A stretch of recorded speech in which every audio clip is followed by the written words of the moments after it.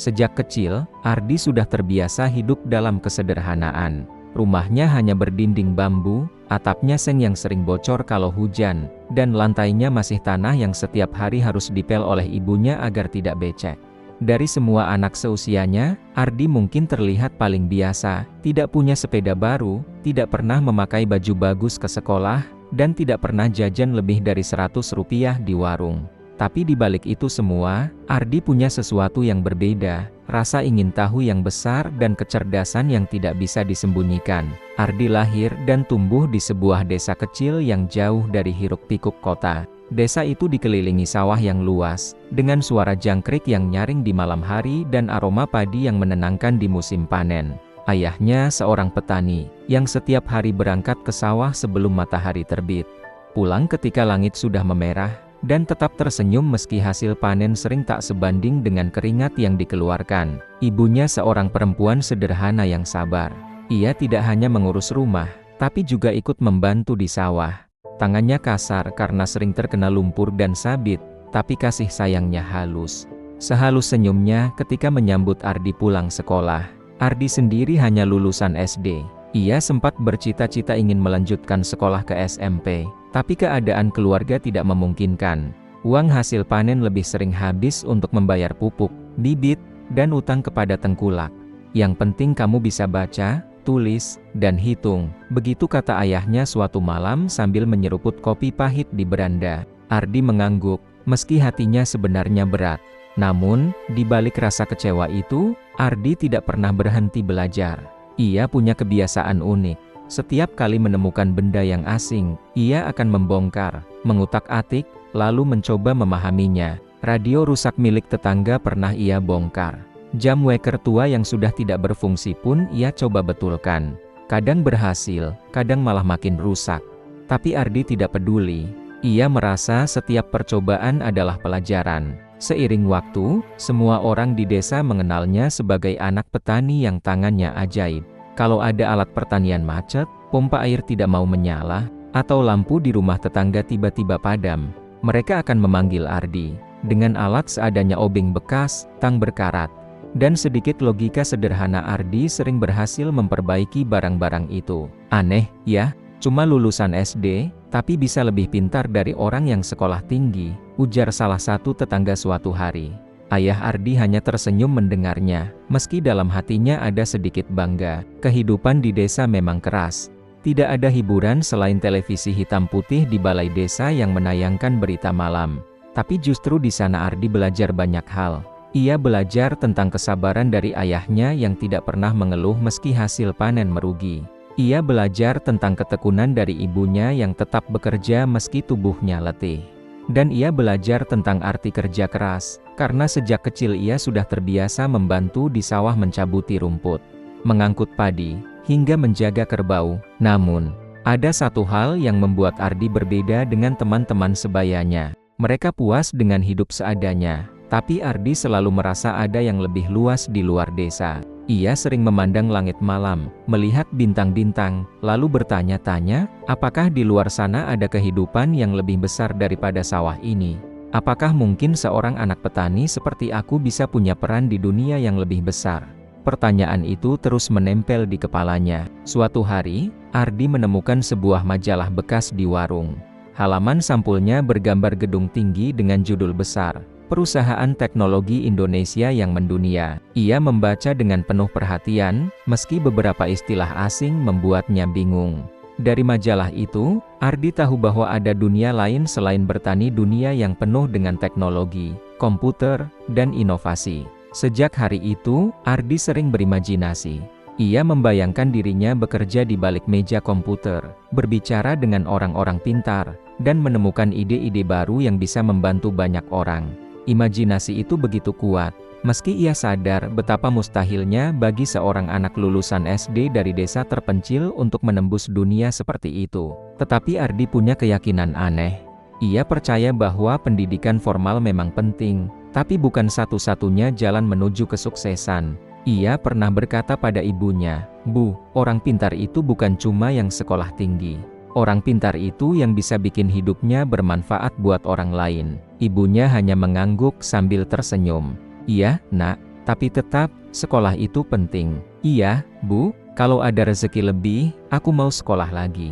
Tapi kalau tidak, aku tetap bisa belajar dengan caraku. Kata-kata itu menggambarkan isi hati Ardi yang sesungguhnya. Hari-hari Ardi berjalan seperti biasa, pagi membantu ayah di sawah. Siang mencari kayu bakar, sore membaca majalah atau buku bekas yang dipinjam dari perpustakaan sekolah dasar. Ia tidak pernah merasa minder meski hanya lulusan SD. Justru ia merasa tantangan itu bisa membuktikan bahwa ia berbeda. Teman-temannya sering menggodanya. Ardi, buat apa sih kamu baca majalah teknologi? Kamu kan cuma anak petani. Paling juga ujung-ujungnya ikut ke sawah.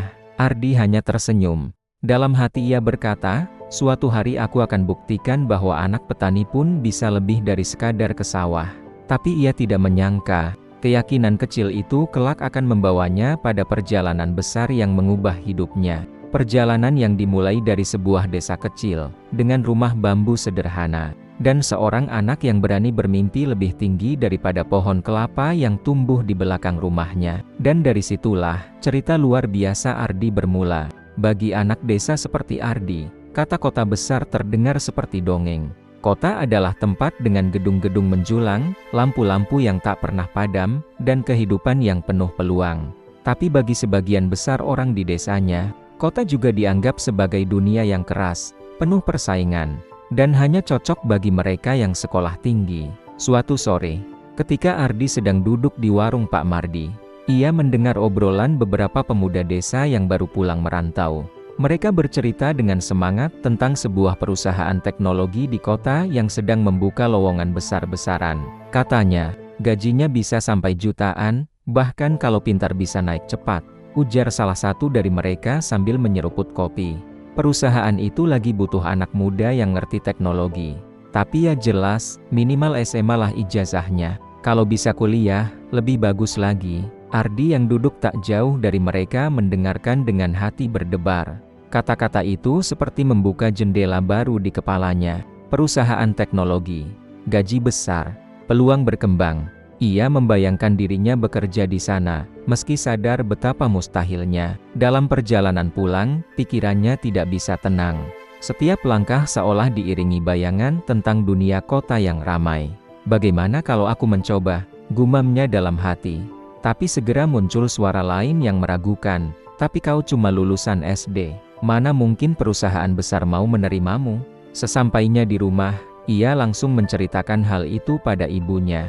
Bu, tadi aku dengar ada perusahaan di kota yang buka lowongan. Mereka butuh orang yang ngerti teknologi. Ibunya tersenyum tipis. Tapi, nak, kamu tahu sendiri, syaratnya pasti ijazah. Kamu kan cuma sampai SD. Ardi menunduk, namun matanya tetap berbinar. Aku tahu, Bu, tapi aku ingin coba. Aku tidak mau selamanya di desa. Aku ingin buktikan, sekolah tinggi bukan satu-satunya jalan untuk berhasil. Ayahnya yang baru pulang dari sawah ikut mendengar percakapan itu. Ia meletakkan capingnya, lalu duduk sambil menghela napas panjang. Ardi, mimpi itu bagus, tapi jangan sampai jadi beban. Kota itu bukan main-main. Orang pintar banyak, persaingan keras. Jangan sampai kamu kecewa terlalu dalam. Ardi mengangguk. Ia paham maksud ayahnya, tapi ada sesuatu di hatinya yang menolak menyerah sebelum mencoba. Kabar tentang niat Ardi merantau cepat menyebar di desa. Alih-alih mendapat dukungan, ia justru jadi bahan pembicaraan. Ardi mau melamar ke perusahaan teknologi. Halah, anak petani lulusan SD mau kerja sama sarjana kota? Dia bermimpi ketinggian. Ujung-ujungnya nanti juga pulang lagi, ikut ke sawah. Ucapan-ucapan itu menusuk telinga Ardi, tapi tidak mematahkan tekadnya. Justru ia merasa semakin tertantang. Kalau aku berhenti sekarang, berarti mereka benar. Tapi kalau aku berani mencoba, setidaknya aku sudah melawan nasib. Malam itu, di bawah lampu minyak kecil, Ardi membuka kembali majalah bekas yang pernah ia temukan. Ia membaca ulang artikel tentang perusahaan teknologi. Ia menandai kalimat-kalimat penting dengan pensil, mencoba memahami cara kerja sebuah bisnis, meski bahasanya rumit. Tak hanya itu, ia mulai belajar dengan caranya sendiri. Ia sering bertanya pada guru SD yang masih tinggal di desa tentang hal-hal dasar komputer. Ia juga sesekali pergi ke warnet di kecamatan, meski harus menempuh perjalanan jauh dengan sepeda tua. Di sana, ia mencoba mempelajari cara mengoperasikan komputer, browsing informasi tentang perusahaan, bahkan menonton video tutorial. Semua usaha itu ia lakukan diam-diam. Ia tidak ingin orang-orang desa semakin menertawakannya, hanya ibunya yang diam-diam menyemangati. Kalau kamu yakin, nak, ibu tidak akan menghalangi. Kadang, mimpi memang terdengar terlarang bagi orang lain. Tapi kalau kamu sungguh-sungguh, siapa tahu bisa jadi kenyataan. Kalimat sederhana itu menjadi bahan bakar bagi Ardi. Beberapa minggu kemudian, ia mendengar kabar lebih jelas, perusahaan itu membuka pendaftaran online. Syaratnya memang minimal SMA, tapi Ardi tidak gentar. Ia meminjam komputer warnet dan mulai menulis lamaran. Ia tahu peluangnya kecil.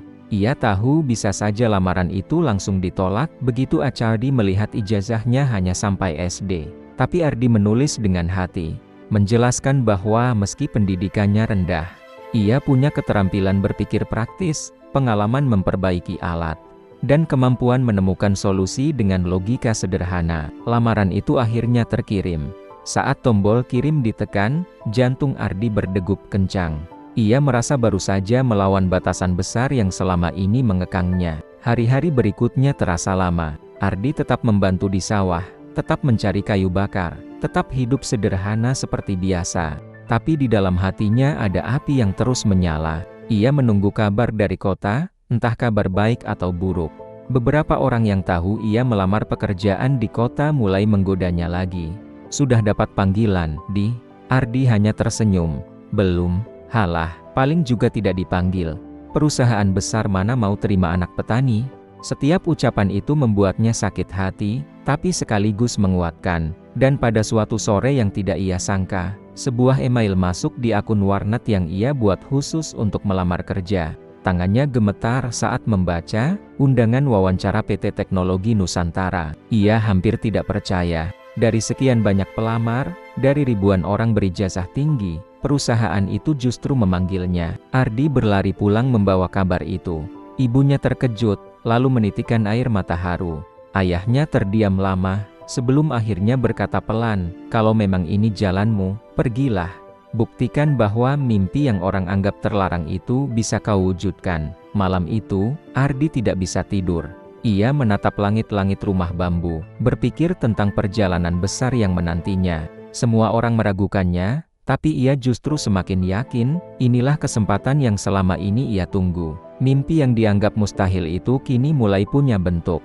Hari itu, matahari belum sepenuhnya naik ketika Ardi berangkat dari rumahnya. Dengan tas ransel kecil yang sudah mulai pudar warnanya dan sepasang sandal jepit yang agak eyes, ia melangkah meninggalkan desa. Ibunya mengantar sampai ke jalan raya, menahan air mata agar tidak terlihat. Ayahnya menepuk bahunya pelan, tanda restu sekaligus doa. "Jangan takut, Di. Ingat, kamu bukan siapa-siapa di kota. Tapi jangan pernah merasa lebih rendah dari siapapun," pesan ayahnya sebelum berbalik ke sawah. Ardi mengangguk. Kata-kata itu ia simpan erat dalam hati. Perjalanan dengan bus menuju kota terasa panjang. Dari jendela, ia melihat sawah perlahan berganti menjadi gedung-gedung kecil, kemudian toko-toko besar, hingga akhirnya bangunan tinggi menjulang. Jantungnya berdegup lebih cepat. Semua tampak asing. Semua tampak mewah. Saat bus memasuki terminal utama kota, Ardi turun dengan langkah ragu. Suara klakson kendaraan bersahut-sahutan. Orang-orang berjalan tergesa dengan pakaian rapi. Dan papan reklame besar berisi iklan teknologi terbaru membuatnya merasa seperti masuk ke dunia lain. Ia menghela napas panjang. Beginilah rasanya kota besar. Ardi langsung menuju alamat perusahaan yang tertulis di email. Gedung itu begitu megah, dindingnya terbuat dari kaca yang memantulkan cahaya matahari. Pintu masuknya dijaga satpam berseragam rapi. Orang-orang keluar masuk dengan jas, kemeja, dan sepatu mengkilap. Seketika, Ardi merasa sangat kecil. Baju kemeja lusuh yang dipinjam dari pamannya terasa tak sepadan. Sepatu kain murahan yang ia beli di pasar desa seolah jadi bahan ejekan. Namun, ia mengingat pesan ayahnya, jangan pernah merasa lebih rendah dari siapapun. Dengan langkah hati-hati, ia masuk ke lobi. Ruangan itu luas, dingin oleh AC, dan dipenuhi orang-orang yang sibuk menatap layar laptop. Ardi menelan ludah. Seorang resepsionis menyambutnya dengan senyum tipis. "Ada yang bisa saya bantu?" Saya ada undangan wawancara." "Atas nama Ardi," jawabnya gugup. Resepsionis itu memandangnya sebentar, lalu mengetik sesuatu di komputer. "Oh, iya, silakan tunggu di ruang sebelah. Nanti dipanggil." Ardi duduk di kursi tunggu bersama pelamar lain. Dari wajah dan penampilan mereka, jelas terlihat perbedaan. Ada yang mengenakan jas mahal, ada yang membawa map tebal berisi sertifikat, ada pula yang asyik berbicara dalam bahasa Inggris. Ardi hanya menunduk, memegang erat map tipis berisi ijazah SD dan surat lamaran yang ia tulis sendiri. Beberapa orang meliriknya dengan tatapan meremehkan. "Kayak bukan pelamar kerja, lebih mirip orang nyasar," bisik seseorang. Cukup keras untuk didengar Ardi. Yang lain tertawa kecil, menutup mulut seolah sopan, padahal penuh ejekan. Pipi Ardi memanas, tapi ia berusaha tetap tenang. "Aku datang bukan untuk mengalahkan penampilan mereka. Aku datang untuk membuktikan kemampuanku," batinnya. Ketika namanya dipanggil, ia bangkit dengan tubuh sedikit gemetar. Ia masuk ke ruang wawancara yang besar, dengan meja panjang dan beberapa pewawancara duduk di ujungnya. Di tengah, ada seorang pria parubaya berjas hitam, wajahnya tegas namun terlihat angkuh. Dialah Pak Harman, pimpinan perusahaan. Pak Harman menatap Ardi dari ujung kepala hingga kaki. Sekejap saja, senyum sinis muncul di wajahnya. "Nama kamu Ardi? Lulusan apa?" tanyanya. "SD, Pak," jawab Ardi jujur, menunduk sebentar lalu menatap lagi dengan berani. Ruangan seketika sunyi, lalu tawa kecil terdengar dari salah satu pewawancara. Pak Harman tertawa lebih keras. "SD? Kamu pikir perusahaan ini tempat bermain? Anak SD mau melamar kerja di perusahaan teknologi? Ini lucu sekali." Suasana menjadi tegang. Semua orang memandang Ardi, sebagian dengan heran, sebagian lagi dengan cemooh. Ardi menunduk, tapi kali ini bukan karena malu melainkan karena mencoba menahan perasaan. Ia sadar, inilah resiko dari mimpinya. Semua orang akan meremehkannya. Semua orang akan menganggap kehadirannya sebuah lelucon. Namun, di dalam hatinya, tekadnya justru semakin kuat. Ia tidak ingin perjalanan jauh dari desa hanya berakhir sebagai bahan tawa. "Pak," ucap Ardi pelan tapi jelas, "saya memang hanya lulusan SD. Tapi saya datang bukan untuk memperlihatkan ijazah. Saya datang untuk memperlihatkan apa yang bisa saya lakukan." Beberapa pewawancara saling pandang. Pak Harman mengangkat alis, setengah mengejek. "Oh ya? Lalu apa yang bisa kamu lakukan, anak petani?" tanyanya tajam. Ardi menatapnya lurus. Meski jantungnya berdegup kencang, ia tidak gentar. "Mungkin Bapak bisa beri saya kesempatan. 2 menit saja. Biarkan saya tunjukkan apa yang saya lihat dari perusahaan ini." Suasana ruangan berubah. Sebagian terdiam, sebagian menunggu kelanjutannya dengan penasaran. Pak Harman menyandarkan tubuhnya ke kursi, lalu tersenyum meremehkan. 2 menit. Baiklah. Aku ingin lihat sejauh mana seorang anak SD bisa bicara di depan kami. Ardi mengangguk. Ia tahu inilah saatnya. Semua hinaan, semua rasa minder, semua tatapan meremehkan akan ia jawab dengan keberanian dan pikirannya sendiri. Di dalam hati, ia berbisik, 2 menit. Hanya itu yang aku butuhkan untuk membuktikan siapa aku. Dan di titik itulah, perjalanan Ardi yang penuh keraguan berubah menjadi awal dari sesuatu yang jauh lebih besar. Ruangan itu hening sejenak setelah Ardi menyebutkan pendidikannya hanya sampai sekolah dasar. Para pewawancara saling pandang, sebagian menahan tawa, sebagian lagi sudah berusaha menyembunyikan ekspresi meremehkan. Tapi Pak Harman tidak menahan diri. Ia justru tertawa keras, suaranya bergema di ruang wawancara. "Lulusan SD, anak petani," ujarnya sambil menepuk meja, seakan apa yang ia dengar adalah lelucon terbesar hari itu. "Kalian dengar sendiri, bukan? Dia datang ke perusahaan teknologi besar ini hanya bermodalkan ijazah SD. Ini benar-benar aneh." Orang-orang yang duduk di sampingnya ikut tersenyum sinis. Beberapa karyawan yang berdiri di belakang ruangan mulai berbisik-bisik, lalu tertawa kecil. Seperti bisikan itu sengaja dibuat lebih keras agar Ardi bisa mendengarnya. Pantas saja penampilannya begitu. "Dari tadi aku sudah curiga, anak desa sok-sok melamar di sini, Hahaha, Ardi merasakan wajahnya panas.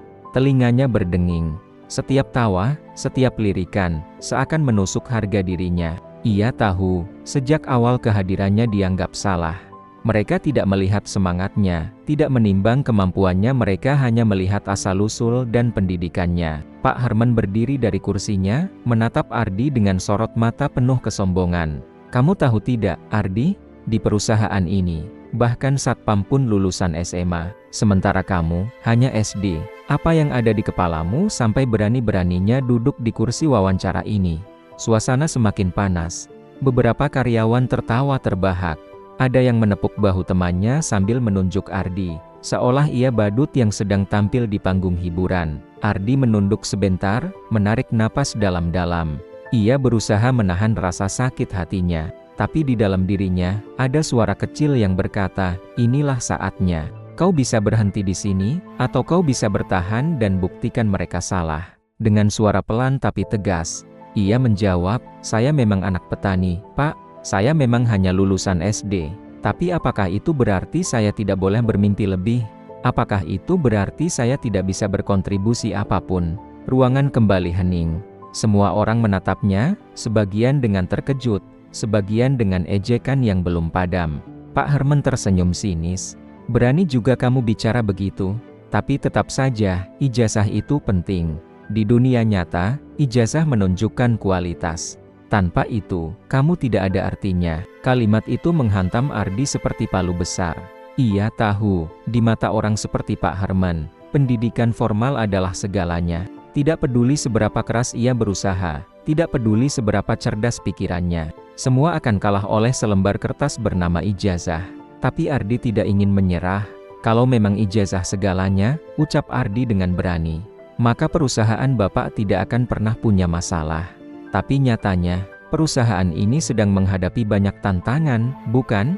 Bukankah itu artinya ada hal lain yang lebih penting daripada ijazah, yakni ide, keberanian, dan kerja nyata? Beberapa orang di ruangan itu terdiam.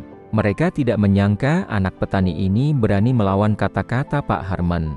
Namun, bukannya terkesan, Pak Harman justru semakin kesal. Kau benar-benar tidak tahu diri, katanya dingin. Ia lalu menoleh ke karyawan yang berdiri di belakang.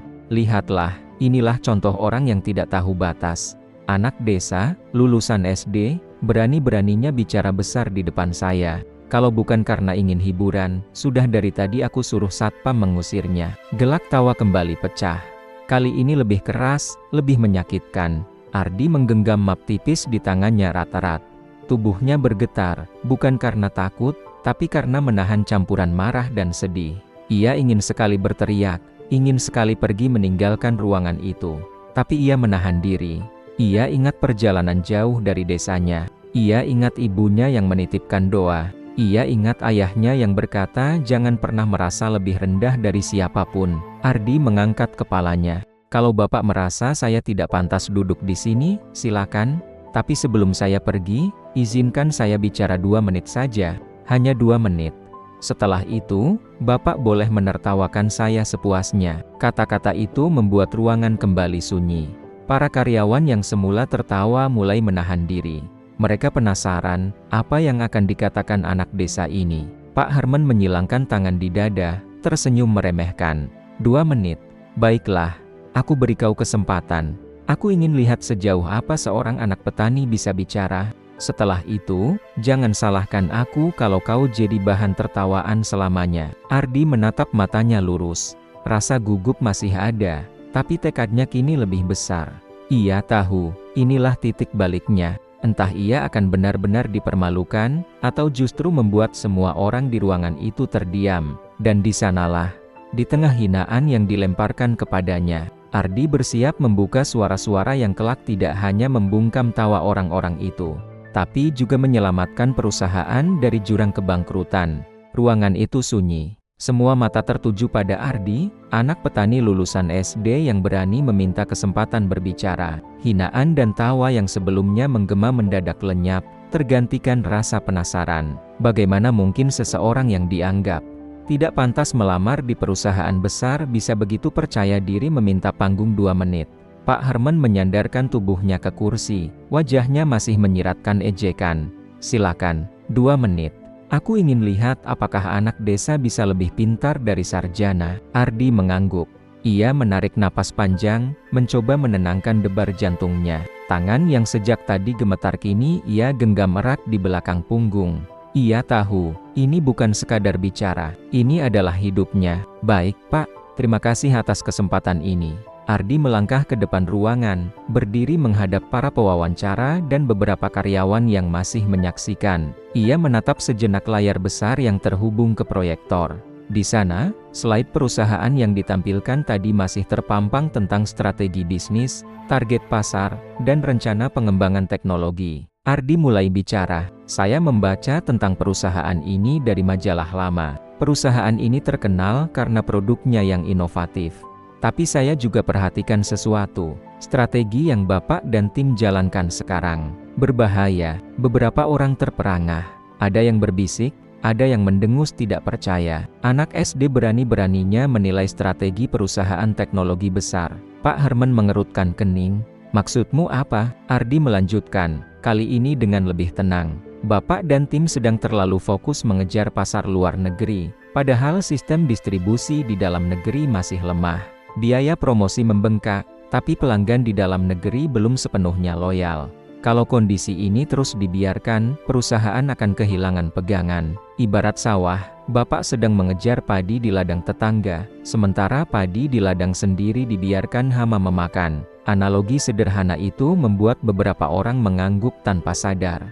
Cara bicara Ardi tidak rumit, tapi justru mudah dipahami. Ia melanjutkan, "Saya tahu perusahaan ini punya investor besar, tapi dari yang saya pelajari, investor hanya melihat hasil. Kalau dalam 6 bulan tidak ada peningkatan signifikan di pasar lokal, investor bisa saja menarik diri. Itu berarti perusahaan akan jatuh sebelum benar-benar berkembang." Ruangan makin hening, tak ada lagi tawa, tak ada lagi bisik-bisik meremehkan. Semua orang mendengarkan dengan serius. Ardi menatap mereka satu persatu, lalu menambahkan, "Solusinya sederhana, perkuat pasar dalam negeri dulu. Bangun kepercayaan pelanggan lokal, perbaiki sistem layanan, dan jangan habiskan semua dana promosi untuk sesuatu yang belum pasti di luar negeri. Kalau pasar lokal sudah kokoh, baru perusahaan bisa melangkah lebih jauh dengan aman." Waktu 2 menit hampir habis, tapi kalimat terakhirnya justru menghantam kesadaran semua orang. "Bapak boleh menertawakan saya karena hanya lulusan SD. Tapi saya belajar dari hidup di desa, orang yang meninggalkan sawahnya sendiri untuk mengejar sawah orang lain, akhirnya bisa kehilangan keduanya. Perusahaan ini sedang menuju ke sana." Ardi terdiam, tangannya yang tadi bergetar kini tenang. Ia sudah mengucapkan semua yang ada di pikirannya. Ruangan tetap hening. Para pewawancara saling pandang, wajah mereka berubah dari meremehkan menjadi bingung, lalu terkesan. Beberapa karyawan yang tadi tertawa kini hanya bisa terdiam, mulut mereka setengah terbuka. Pak Herman sendiri tertegun, senyum sinisnya lenyap. Untuk pertama kalinya, ia tidak menemukan kata-kata balasan. Semua yang Ardi katakan ada benarnya. Ia tahu perusahaan memang sedang menghadapi masalah yang sama, tapi tidak pernah ada yang berani mengatakannya sejujur itu, apalagi seorang anak desa lulusan SD. Salah satu pewawancara muda angkat bicara, "Pak, apa yang dia sampaikan masuk akal, bahkan sangat relevan dengan kondisi kita sekarang." Yang lain menimpali, "Betul, saya juga menyadari biaya promosi kita terlalu besar. Kalau tidak segera dikendalikan, investor pasti ragu."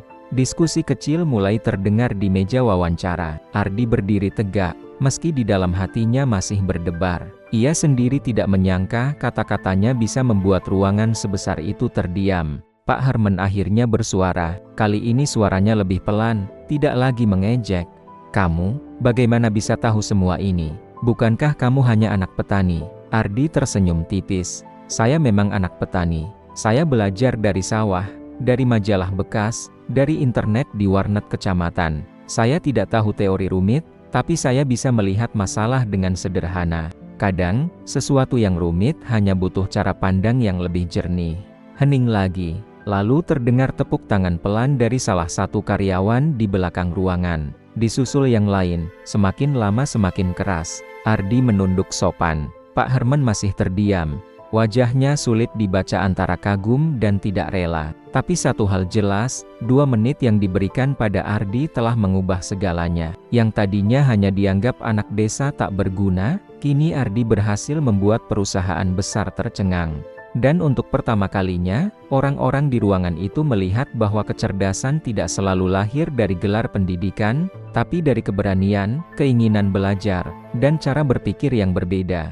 Hari itu menjadi titik balik yang tak pernah dilupakan Ardi. Presentasi singkatnya bukan hanya mengubah suasana ruang wawancara, tetapi juga mengubah arah perusahaan besar itu. Apa yang semula dianggap omong kosong dari seorang anak desa, ternyata menjadi kunci untuk menyelamatkan masa depan mereka. Beberapa minggu setelah wawancara, perusahaan benar-benar meninjau ulang strategi mereka. Saran Ardi diterapkan, memperkuat pasar dalam negeri lebih dulu, memperbaiki sistem layanan, dan mengendalikan biaya promosi yang berlebihan. Hasilnya mengejutkan.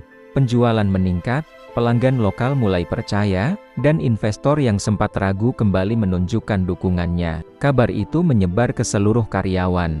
Nama Ardi mulai disebut-sebut, bukan lagi sebagai bahan tertawaan, tetapi sebagai sosok yang membawa titik terang. Pak Herman, yang awalnya paling keras meremehkan, kini harus mengakui kenyataan. Ia memanggil Ardi ke ruangannya. Kali ini, tidak ada tatapan sinis. Yang ada hanyalah wajah seorang pemimpin yang belajar merendah. Ardi, katanya pelan, aku salah menilaimu. Aku menertawakanmu tanpa tahu apa yang kamu miliki. Padahal, ide 2 menitmu menyelamatkan banyak orang di perusahaan ini. Ardi menunduk, tidak terbiasa mendengar pujian sebesar itu. Saya hanya menyampaikan apa yang saya lihat. Pak, saya tidak punya ilmu tinggi, tapi saya mencoba berpikir sederhana. Pak Herman menghela napas. Ilmu tinggi tak selalu berarti bijaksana, kau membuktikannya. Mulai hari ini, kau bukan lagi hanya pelamar kerja. Aku ingin kau bergabung dengan kami, sebagai bagian dari tim strategi. Ardi terperangah.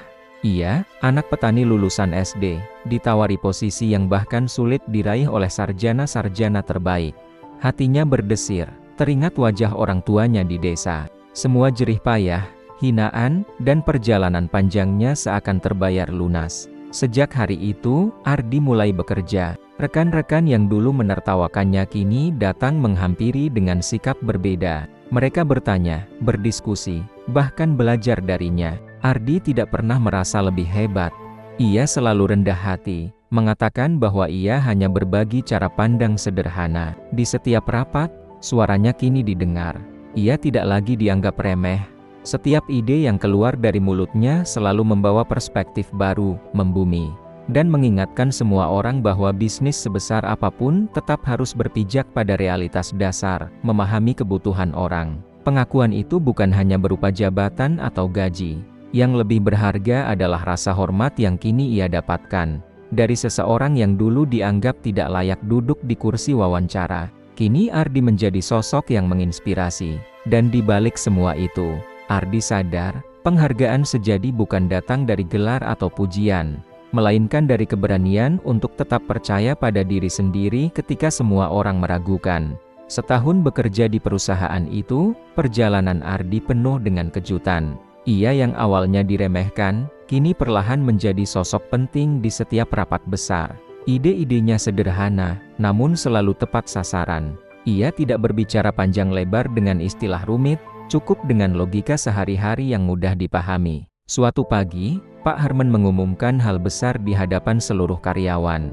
Mulai bulan ini, perusahaan akan mengangkat seorang kepala proyek baru. Ia bukan lulusan universitas ternama, bukan pula orang dengan gelar panjang di belakang namanya. Tapi ia telah membuktikan bahwa kerja keras dan kecerdasan tidak mengenal batas pendidikan. Semua mata menatap ke arah podium. Nama Ardi disebut. Ruangan sontak riuh oleh tepuk tangan. Ada yang bersorak, ada yang berdecak kagum. Bahkan beberapa orang yang dulu meremehkannya kini ikut berdiri memberi selamat. Ardi melangkah ke depan dengan hati bergetar. Ia menerima jabatan itu bukan dengan rasa sombong, melainkan dengan rasa syukur. Bayangan ladang di desa, jerih payah orang tuanya, dan hinaan yang pernah ia terima semua berkelebat di pikirannya. Sebagai kepala proyek, Ardi memimpin tim yang cukup besar. Awalnya, beberapa anggota tim masih ragu. Apa benar anak lulusan SD bisa memimpin proyek sebesar ini? Bisik-bisik itu terdengar di lorong kantor. Tapi Ardi tidak peduli. Ia lebih memilih bekerja daripada membuktikan diri dengan kata-kata. Hari demi hari, ia menunjukkan kepemimpinannya. Ia tidak hanya memberi perintah, tetapi juga turun langsung membantu. Jika ada anggota tim yang kesulitan, ia mendampingi. Jika ada masalah teknis, ia ikut mencari solusi. Perlahan, rasa ragu itu berubah menjadi hormat. Di luar kantor, kisah Ardi mulai menjadi inspirasi. Beberapa media menulis tentang anak desa yang mengubah arah perusahaan teknologi. Orang-orang di kampungnya pun mendengar kabar itu dengan bangga. Mereka menyebut nama Ardi sebagai contoh bahwa siapapun bisa berhasil, meski hanya berbekal pendidikan seadanya. Namun bagi Ardi, jabatan hanyalah amanah. Ia sering mengingatkan timnya, kita bekerja bukan untuk membuktikan siapa yang paling pintar, tapi untuk memberi manfaat. Kalau kita hanya mengejar gelar dan jabatan, kita akan lupa tujuan sebenarnya. Kenaikan posisi ini membuat Ardi semakin disegani, tetapi ia tetap sederhana. Ia masih makan di kantin yang sama, duduk bersama staf baru, dan sesekali pulang ke desa untuk membantu orang tuanya di ladang. Kini, Ardi menjadi simbol bagi mereka yang pernah diremehkan. Ia membuktikan bahwa keberanian dan kecerdasan tidak bisa diukur dari selembar ijazah. Orang-orang yang dulu menertawakannya, kini justru belajar darinya. Dan di balik semua itu, Ardi semakin yakin, kesuksesan bukan hanya soal naiknya jabatan, tapi tentang bagaimana kita tetap menjadi manusia yang berguna bagi orang lain. Beberapa bulan setelah kenaikan posisinya, Ardi merasa hidupnya berjalan di jalur yang tidak pernah ia bayangkan. Ia sudah memiliki jabatan penting di perusahaan, dihormati banyak orang, dan kisahnya menjadi inspirasi bagi karyawan baru. Namun, di balik semua itu, ada sesuatu yang mengganjal hatinya. Ardi mulai menyadari kejanggalan dalam laporan-laporan keuangan perusahaan. Sebagai kepala proyek, ia memang tidak terlibat langsung dalam urusan finansial, tapi beberapa angka yang ia lihat tidak masuk akal. Pendapatan proyek yang ia jalankan tidak sesuai dengan laporan resmi yang diumumkan ke publik. Suatu malam, ketika ia masih bekerja di kantor yang hampir sepi, Ardi menemukan dokumen internal yang tidak sengaja tertinggal di meja rapat. Ia membacanya dengan teliti, dan hatinya tercekat. Ternyata perusahaan sedang melakukan manipulasi keuangan besar-besaran. Investor dibuat percaya seolah perusahaan terus berkembang pesat. Padahal kenyataannya mereka menutup kerugian dengan data palsu. Ardi duduk termenung cukup lama. Ingatannya kembali pada kampungnya, pada wajah ayah dan ibunya yang selalu mengajarkan kejujuran meski hidup miskin. Ia tahu, jika ia memilih diam, maka ia ikut terlibat dalam kebohongan besar ini. Keesokan harinya, Ardi memberanikan diri menemui Pak Herman. "Pak, saya menemukan sesuatu yang tidak wajar dalam laporan keuangan. Saya khawatir ini bisa merugikan banyak orang." Pak Herman menatapnya dingin, berbeda dari sikap ramah yang biasa ia tunjukkan setelah Ardi membuktikan kemampuannya. "Ardi, kau terlalu jauh ikut campur. Fokus saja pada proyekmu. Urusan keuangan bukan ranahmu." "Tapi, Pak," suara Ardi bergetar, "kalau ini dibiarkan, perusahaan akan hancur. Lebih parah lagi, banyak orang akan kehilangan pekerjaan." Pak Herman tersenyum sinis. "Begini, Ardi, dunia bisnis bukan soal benar atau salah. Ini soal bertahan hidup. Kalau kau tidak bisa menerima cara mainnya, mungkin tempat ini bukan untukmu." Ucapan itu menusuk hati Ardi. Ia sadar, perusahaan yang dulu ia banggakan ternyata berdiri di atas kebohongan. Ia tidak bisa melanjutkan langkahnya di tempat yang mengorbankan kejujuran demi keuntungan. Dengan berat hati, Ardi memutuskan untuk keluar. Keputusannya mengejutkan banyak karyawan. "Kenapa Ardi pergi? Bukankah dia sudah berhasil naik ke posisi tinggi?" bisik mereka. Ardi hanya menjawab singkat, "Saya tidak ingin membangun masa depan dengan kebohongan." Setelah keluar, Ardi sempat bingung. Ia tidak punya tabungan besar, tidak punya jaringan kuat, apalagi gelar akademik. Namun, ia punya satu hal yang selalu menjadi kekuatannya, ide-ide sederhana yang membumi. Ia mulai merintis perusahaan kecil dengan modal seadanya. Kantornya hanya sebuah ruko sederhana di pinggiran kota. Dengan beberapa anak muda yang percaya pada visi Ardi, mereka bekerja tanpa fasilitas mewah, tanpa gaji besar, tapi dengan semangat yang tinggi. Ardi selalu berkata pada timnya, "Kita mungkin kecil, tapi kita harus jujur. Bisnis tidak hanya tentang uang, tapi juga tentang kepercayaan. Kalau kita bisa menjaga kepercayaan, orang akan datang sendiri." Perlahan, usaha kecil itu mulai tumbuh.